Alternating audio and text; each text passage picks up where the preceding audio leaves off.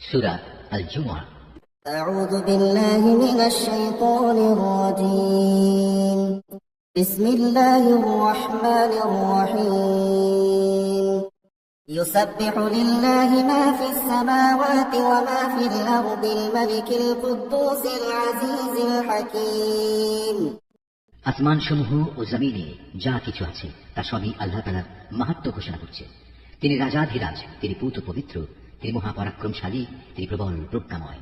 هو الذي بعث في الأميين رسولا منهم يتلو عليهم آياته ويزكيهم ويعلمهم الكتاب والحكمة وإن كانوا من قبل لفي ضلال مبين। তিনি সেই মহান সত্তা যিনি একটি সাধারণ জনগোষ্ঠীর নিরক্ষর লোকদের মাঝে থেকে তাদেরই একজনকে রসূল করে পাঠিয়েছেন, যে তাদের আল্লাহর আয়াতসমূহ পড়ে শোনাবে, তাদের জীবনকে পবিত্র করবে, তাদের আমার গ্রন্থের কথা ও সেই অনুযায়ী দুনিয়া চলার কৌশল শিক্ষা দেবে। অথচ এই লোকগুলোই রসূল আসার আগে পর্যন্ত এক সুস্পষ্ট গুমরাহিতে নিমজ্জিত ছিল। وآخرين منهم لما يلحقوا بهم وهو العزيز الحكيم। তাদের মধ্যেকার সেসব ব্যক্তিও গুমরাহিতে নিমজ্জিত যারা এখনো এদের সাথে মিলিত হয়নি, আর তিনি মহাপরাক্রমশালী ও পরম কুশলী।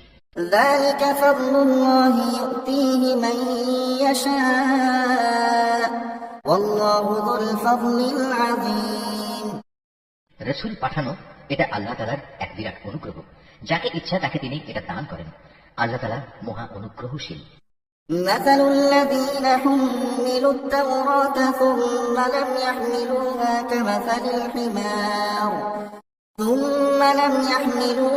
كمثل الحمار يحمل أسفارا بئس مثل القوم الذين كذبوا بآيات الله والله لا يهدي القوم الظالمين। যাদের আল্লাহর কিতাব তাওরাত বহন করার দায়িত্ব দেওয়া হয়েছিল কিন্তু তারা এটা বহন করেনি, তাদের উদাহরণ হচ্ছে সেই গাধার মতো যে কিতাবের বোঝাই শুধু বহন করলো, এর কিছুই বুঝতে পারল না। তার চাইতেও নিকৃষ্ট উদাহরণ সেই জাতির যারা আল্লাহর আয়াতকে অস্বীকার করল। আল্লাহ তাআলা এ ধরনের জালেম জাতিকে হেদায়েত করেন না। قل يا أيها الذين هادوا إن زعمتم أنكم أولياء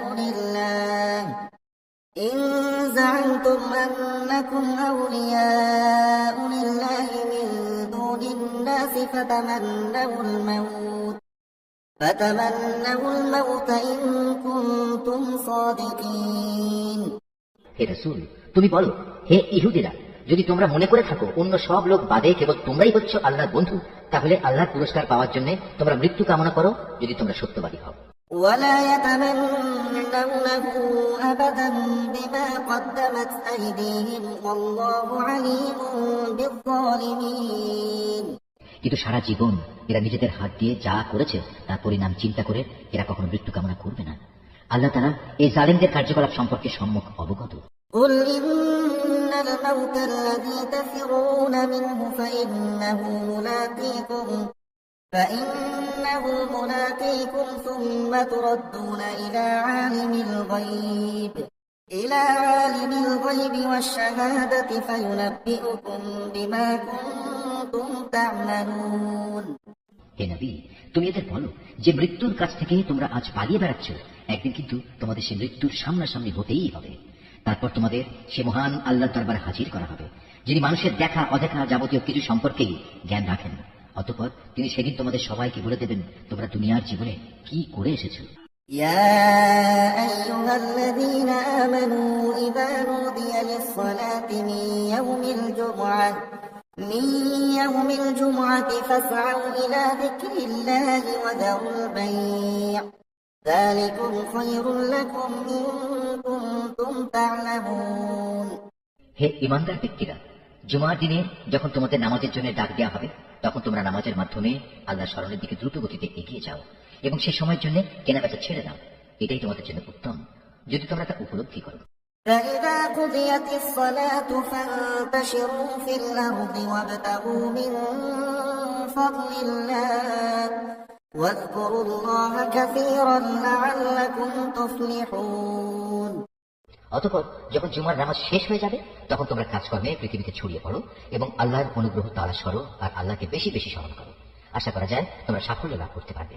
وإذا رأوا تجارة أو لهوا انفضوا إليها وتركوك قائما قل ما عند الله خير من اللهو ومن التجارة والله خير الرازقين। আল্লাহ তাআলার এসব নির্দেশ সত্ত্বেও এরা যখন কোনো ব্যবসায়িক কাজকর্ম কিংবা ক্রীড়া কৌতুক দেখতে পায় তখন সেটিকে দ্রুত গতিতে দৌড়ায় এবং তোমাকে নামাজে একা দাঁড়ানো অবস্থায় ফেলে যায়। তুমি বলো, আল্লাহ তাআলার কাছে যা কিছু রয়েছে তা অবশ্যই খেলাধুলা ও বেচা কেনার চাইতে বহু গুণে উৎকৃষ্ট। মূলত আল্লাহ তাআলাই তার সৃষ্টির সর্বোত্তম রিজিক দাতা।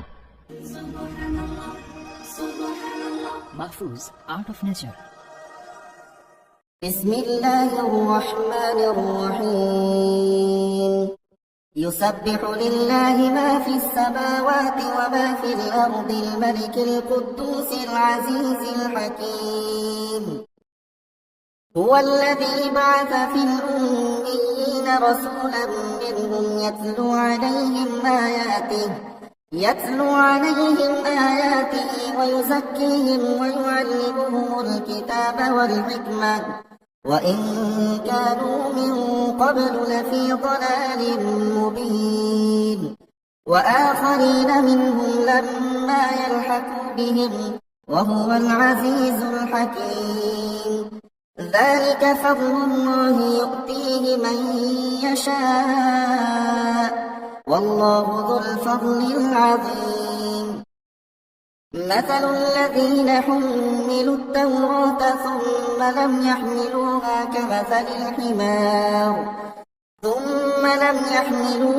كمثل الحمار يحمل أسفارا بئس مثل القوم الذين كذبوا بآيات الله والله لا يهدي القوم الظالمين قل يا أيها الذين هادوا إن زعمتم أنكم أولياء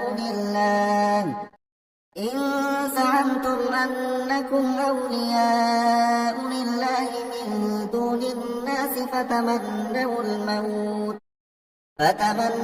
الموت إن كنتم صادقين ولا يتمنونه أبدا بما قدمت أيديهم والله عليم بالظالمين قل إن الموت الذي تفرون منه